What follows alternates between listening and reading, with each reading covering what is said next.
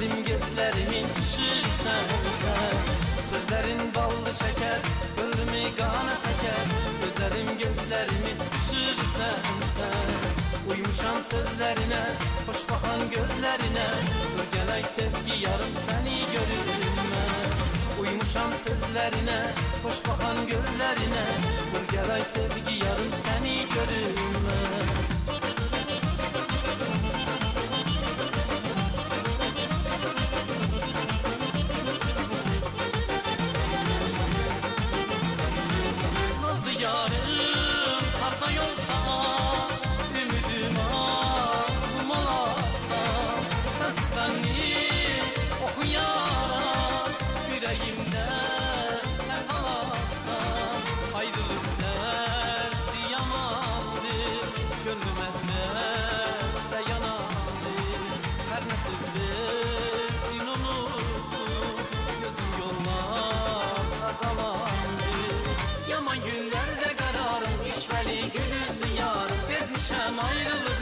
Gel tükendi intizarı. Yaman günlerde kararım, işveli gülüzlü yarım. Ezmişem ayrılığından, gel tükendi intizarı.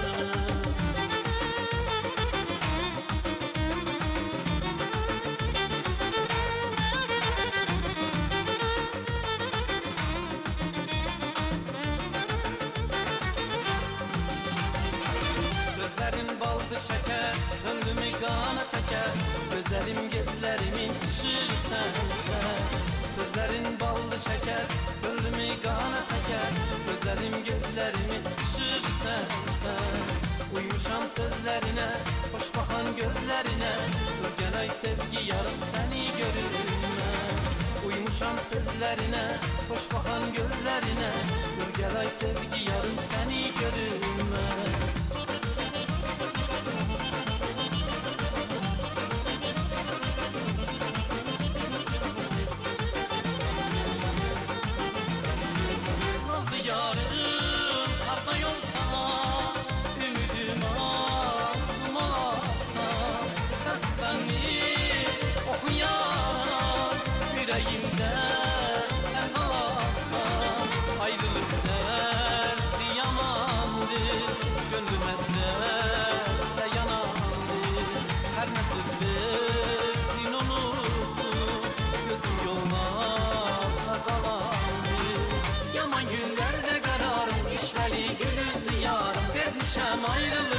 Gel tükendi intizarı. Yaman günlerde kararım, işveli gülüzlü yarım. Ezmişem ayrılığından, gel tükendi intizarı.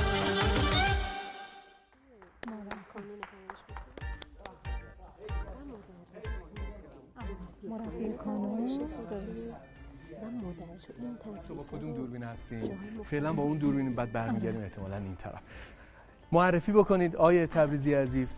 ایمان جان ببخشید من پشتم به شما قربونت برم ببخشید. معرفی بکنید چه ترانه‌ای؟ تبریک میگم شب یلدا خدمت همه بینندگان عزیز و دوستان صمیمی. زنده باشید. آهنگ بالد شکر بود که شعر و آهنگش برای خودم بود. تنظیمش هم آقای غلامرضا صادق انجام ده. تقدیم به همه بینندگان عزیز و شما دوستان عزیز. خیلی متشکرم. آیه تبریزی با لهجه آذری اهل کدوم شهر هستین؟ تبریزم. بله تبریز. یه پشت در پشت یا شاستان آذربایجان. زنده باشین. با اون آقا لهجه تبریزی کاملا ویژه هستش. الان میشنوید.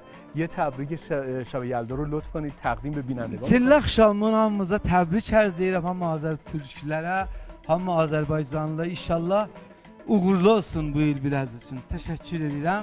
İnşallah 97-ci ilin axırınacan ümidim odur ki, hamımız arzuza, o ürəyimizdə nə mənə mətləb var, hamımız yetişəcək inşallah. انشالله.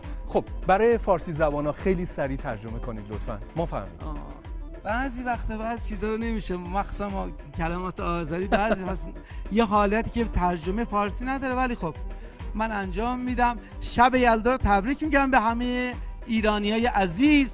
ایشالا امسال سال 97 همه به آرزوهاشون برسن. هر چی تو دلتون هست، مراد دلتون، یقین داشته باشید که بهش میرسید. به امید خدا. الله ساخت. خیلی خیلی متشکرم. عنایت فرمودین. متشکرم. زنده باشین. ما همچنان خدمتتون هستیم در بخش‌های دیگر. بفرمایید. و فرصت قربونت برم. فرصت برای تماشا کنید. فعلا ایمان سرورپور، نمیدونم چای برای من ریخته یا